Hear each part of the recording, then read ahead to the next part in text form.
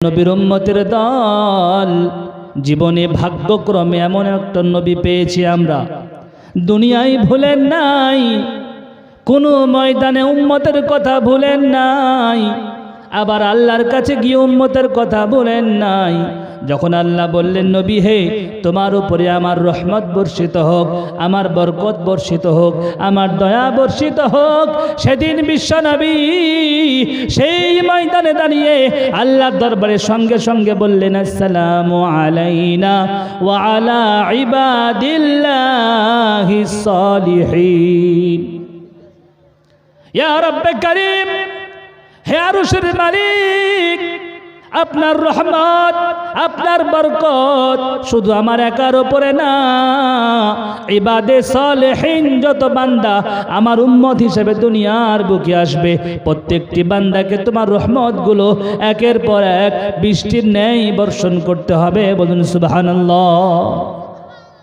উত্তর দেন এবার, সেখানে কেউ বিশ্বনবী আমাদেরকে ভুলেছেন? জোরে বলেন, ভুলেছেন? যে নবী আপনাকে দুনিয়াতে ভুলল না, আসমানে ভুলল না, কবরে গিয়েও ভুলে নাই, এখনো কবরে শুয়ে শুনে কি বলছেন?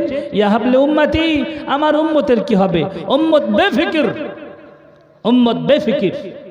সুন্নতের কোনো তোয়াক্কা আমরা করি না, সুন্নতকে জলাঞ্জলি দিই, ফরজিয়াতের তো কোনো খবরই নাই। এরপরেও এই আমাদের মতো অধম অযোগ্য উম্মতের জন্য বিশ্বনবী সাল্লাল্লাহু আলাইহি ওয়াসাল্লাম কবরে শুয়ে শুয়ে এখনো কান্না করছেন।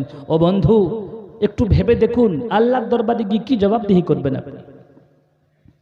আল্লাহর দরবারে গিয়ে কি জবাবদিহি করবেন আপনি? হযরত জাফর উসমান রাহিমাহুল্লাহ আলাই, একজন বুজুর্গ, তিনি বলছেন নবীজির মোহাব্বত এটা মুখে হয় না, মুখে যতই বলি কাজের বেলায় আমরা কেউ নাই, কাজের বেলায় আমরা কেউ নাই, কেউ নাই। নবীজির মোহাব্বত যদি তুমি আসলে নবীজিকে অন্তর থেকে মোহাব্বত করতে চাও, মদিনাওয়ালাকে দেখো। কাকে দেখো? জোরে বলেন, কাকে দেখো? মদিনাওয়ালাকে দেখো। ওই মদিনার লোকগুলোর কাছ থেকে শেখো কলিজা নিংড়িয়ে বিশ্ব নবীজিকে কি করে মোহাব্বত করতে হয়। আজকে আমরা সেই মদিনা থেকে নিয়ে এত দূর পর্যন্ত ভারতবর্ষের সারজামিনে দাঁড়িয়ে বিশ্বনবীকে চোখে দেখেনি। মহব্বত তো অবশ্যই করি, কিন্তু মদিনাওয়ালা যে মহব্বত দেয় সেই মহব্বত আমার দ্বারাই সম্ভব? সম্ভব? সম্ভব নয়। আপনি লক্ষ্য করে দেখবেন, আজকে হাইসিয়াতের উপরে ইমানকে কয়েক সেকেন্ডের মধ্যে আমি বিক্রি করে দিচ্ছি। রাস্তা দিয়ে হাঁটতে হাঁটতে যাবেন, ওই মসজিদের সামনে দেখবেন দুটো 10 টাকার কয়েন পড়ে আছে। ক টাকার কয়েন? জোরে উত্তর দেন, ক টাকার কয়েন? তাহলে 10 দুগুনি কত হয়? 20 টাকা। বর্তমান বাজারে 20 টাকার কোনো মূল্য আছে? বেকার, ফালতু।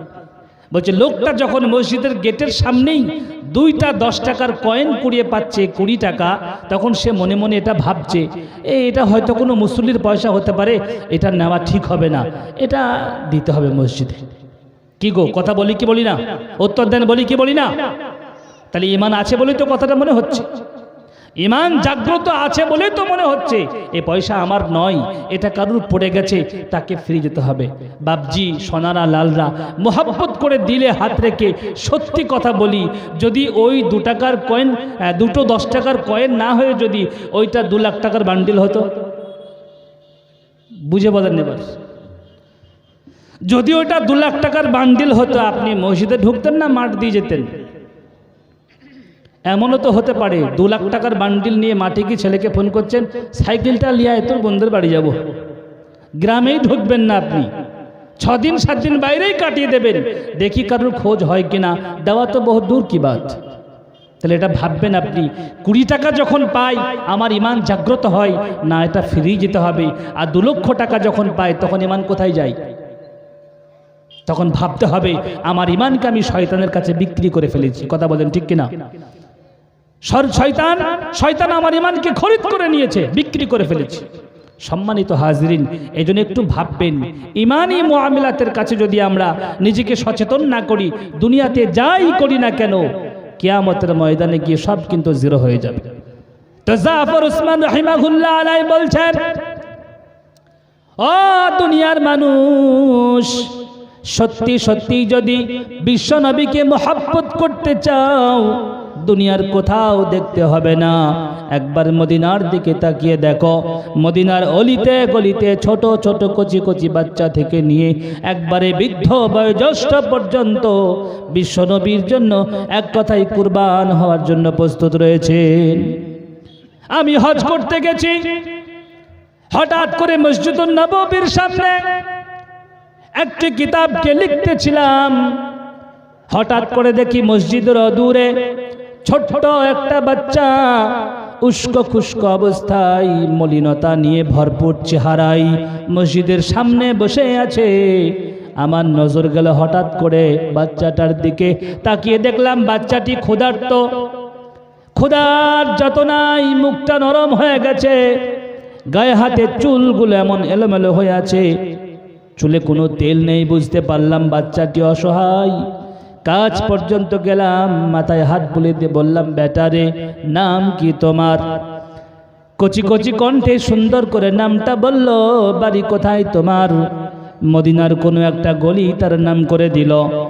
হঠাৎ করে আমি মনে মনে ভাবলাম, এই তো ব্যাগে এতগুলো টাকা, আমি সুদূর ভারত থেকে মদিনাতুল মুনাওয়ারায় হজ করতে আসলাম, লক্ষ টাকা ব্যাগে ভরা আছে, আর মদিনার গলিতে মসজিদ নববীর সামনে একটা বাচ্চা ক্ষুধার্ত অবস্থায় পড়ে থাকবে, যার পেটে খাবার নেই, ক্ষুধার্ত অবস্থায় দিনাতিপাত করে।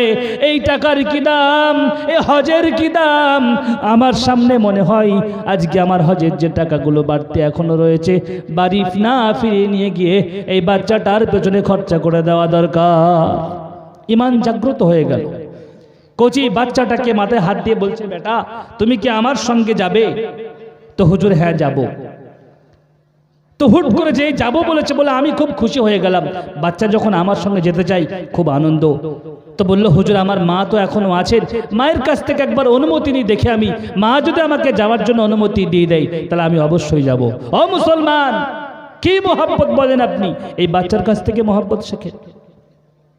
বলছে বাচ্চা যখন ছুটতে ছুটতে বাড়ি গেল, আম্মা জানকে বলে, আম্মা জান, একজন বিদেশ থেকে মানুষ হজের উদ্দেশ্যে মদিনাতুল মুনাওয়ারায় এসেছে, আমাকে খুব ভালোবেসেছে, আমার মাথায় হাত বুলিয়ে দিয়েছে, আমাকে খাবার খাইয়ে দিয়েছে, লোকটা আমাকে সাথে করে নিয়ে যেতে চাই, কিন্তু তোমার অনুমতি নিতে আসলাম। এবার মা দেখলো আমি গরিব, এক বেলা পাই, দুই বেলা পাই না, আমার বুকের সন্তান, কলিজার ধন, পৃথিবীর যে প্রান্তেই থাকুক না কেন, যদি দুই বেলা খাবার পেয়ে যায়, একটু ভালো বস্ত্র পেয়ে যায়, একটু থাকার মতো জায়গা পেয়ে যায়, আমার কাছ থেকে দূরে গেলেও আমার কোনো চিন্তা নাই।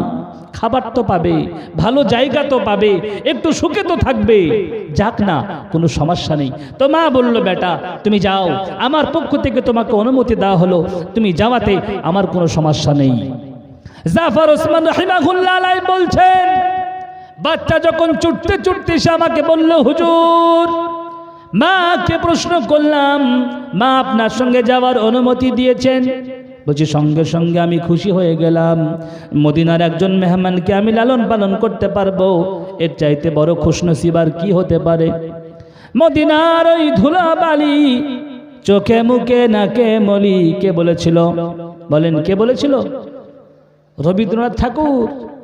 মদিনার ওই ধুলোবালি, চোখে মুখে নাকে মলি, আমি যদি আজকে বিশ্বকবি না হয়ে মদিনার রাস্তার ধুলো হতাম, নিজেকে ধন্য মনে করতাম। জোরে বলেন সুবহানাল্লাহ। তো বলছে মদিনার সেই বাচ্চাটাকে আমি পরওয়ারিশ করব, তাকে আমি খাওয়াবো, পড়াবো, মানুষ করতে পারবো, এর চাইতে বড় আনন্দের বিষয় আর কি হতে পারে? বাচ্চা যখন কাছে আসলো, আমাকে যখন সংবাদ শুনাইলো, আমি খুশি হয়ে গেলাম।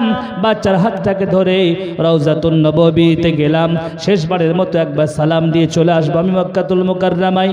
বলছে চোখগুলোকে বন্ধ করলাম, মাসনুন দোয়াগুলো পড়তেছিলাম, হঠাৎ করে কানের মধ্যে একটা ডুকরে ডুকরে কান্নার আওয়াজ আমার কানে আসে।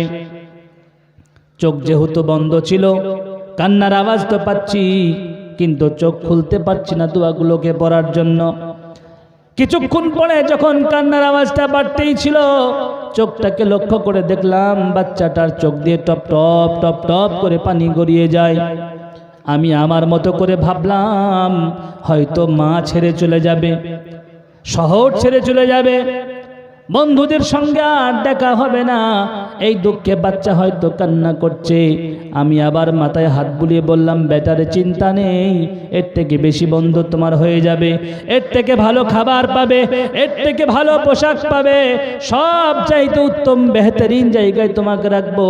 সেই ছোট্ট একটা বাচ্চা সেদিন যে কথাগুলো আমাকে বলেছিল, আমি জাফর ওসমান এটা মনে মনে ভাবলাম, এ পর্যন্ত নবীর মুহাব্বত আমি অন্তত তার কাছে যারা পরিমাণ করতে পারি নাই।